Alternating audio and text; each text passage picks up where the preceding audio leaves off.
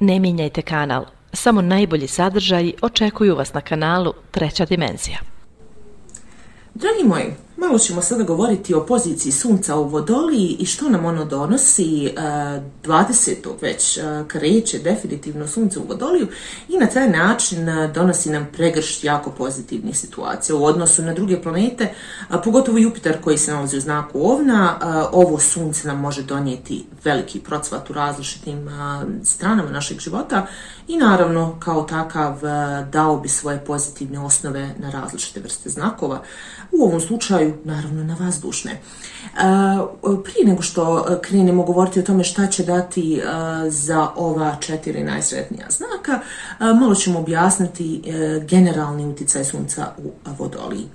Vodolija je poznata kao reformatorski znak. Ona je upravljena od strane planeta Urana i na taj način fokusirana je na ostvarenje onoga što nije ugodno, ali kasnije bi bilo korisno za kompletnu grupu ljudi, ne samo za jednog pojedinca. Ovaj znak se definitivno ne bavi pojedinačnim slučajevima, on više gleda globalnu situaciju. To je jedan veoma širok znak i samim tim sve ove osobine ćemo imati u narednih mjesec dana. Ono sve što široko vidimo i široko doživljavamo u narednih mjesec dana moglo bi se početi polako ostvarivati, a i naše neke određene sumnje kroz detalje bi mogli dobro da usvojimo. U tom kontekstu zanimljivi neki aspekti ovog Sunca u Vodoliji jesu upravo trigon Marsa koji će biti veoma aktivan. Trigon Marsa nam definitivno daje mogućnost novog potencijala i nove energije koju ćemo znati jako dobro iskoristiti, a sa prestankom retrogradne kretnje Merkura ovaj aspekt se dosta pojačava. Tako da je ovo jako dobrog utjecaja recimo za neke vatrene znakove, ali pored toga on pomaže kod određenog muškog tipa ponašanja. Tako da nove početke ukoliko imamo, veoma dominantne osobe bi mogle jako dobro ostvariti. Ovo je dosta dobar aspekt za osobe sa određenim vodećim pozicijama u svojim firmama ili udruženjima ili nekim drugim vrstama poslova, pogotovo fin aspekt za samostalne poduzetnike. Tako da u ovom periodu se mogu ostvariti jako lijepe nadopune, nadogradnje poslovnog konteksta života i kroz te upravo nadogradnje bi moglo doći do nečega jako posebnog u budućnosti za ove ljude. Taj moment nadogradnje upravo tog poslovnog dijela neće biti jednostavan. Zato što će zahtijevati vaše vrijeme i vaš trud, ali u svakom slučaju ja sam sigurna da vi to možete. Nemojte nikad zaboraviti na svoje samopouzdanje. Samopouzdanje je jako bitan aspekt nas. Većinu toga zapravo i ne uradimo jer mislimo da to mi ne možemo, ali na kraju bude nam žao jer stvarno uvidimo da možemo. Tako da strahovi su nebitni, strahovi su vrlo često imaginarni. Nemojmo se oslanjati na strahove, nego upravimo kao onome što zapravo mislimo da možemo ostvariti. Naravno, sad neki od znakova koji će prosperirati, to je naravno u prvom smjeru Vodolija koja će jako puno biti uspješna u ovom periodu, jer ne samo zbog Sunca koje se nalazi u Vodoliji, već i zbog Marsa koji je u Blizancu i koji je izašao isto tako i svoje retrogradne kretnje i na taj način omogućava Vodoliji kroz ovaj trigon koji je prisutan da ostvari određene stvari sa potpunom energijom.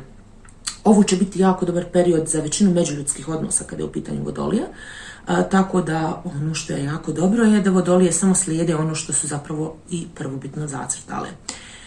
Naravno, u ovoj čitavoj situaciji poslije Vodolije tu je znak Ovna, jer zbog utjecaja Marsa koji je ovdje dosta dobro pozicioniran, kao i Jupitera koji se nalazi u Ovnu, Ovan bi mogao kroz veoma snažan optimizam doživjeti određene promocije i mogućnosti da vodi neke nove stvari koje on već odavno želio i tako bi mu se moglo ostvariti jako puno toga pozitivnog.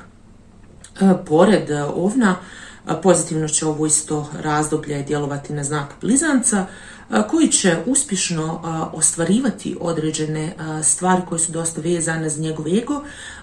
Ovo može biti period iscjeljenja ega većine blizanaca i pojačanja njihovog šarma, ali ono što bi možda malo bilo teže jeste što bi blizanci definitivno u ovom periodu mogli imati problem sa komunikacijom. Naime, nikako neće ići na ruku Merkur koji se nalazi u Jarcu i na taj način neće biti u stanju da diplomatski ubjeđuju tek tako jednostavno ljude, jer će ljudi tražiti mnogo konkretnije od onoga što prosječan blizanac može ponuditi.